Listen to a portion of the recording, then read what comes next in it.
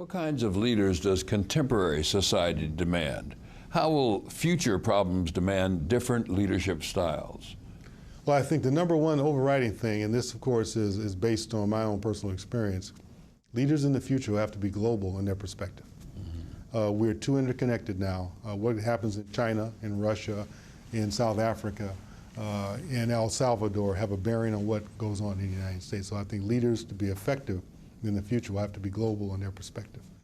Now clearly your career shows that you are global and you've exercised opportunities to become a global person, but many people don't.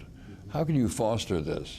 I think, first of all, you need to start at a very early age. And one of the things that I learned early on in my career in the Foreign Service is that if you look at the Nordic countries, the Scandinavian countries, they start teaching about the rest of the world very early in their primary schools through what's so-called development education. So young Swedes and Norwegians grow up knowing about Africa, Asia. They probably work on projects with those countries. They send money there. They do fundraising, et cetera. We need to do more in our society to inculcate and to make our communities aware of the outside world.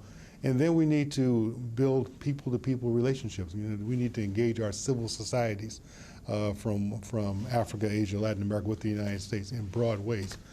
We need to, and that can be faith-based, it can be through government programs, it can be through non-governmental programs. We need to build up this rapport and knowledge of each other worldwide.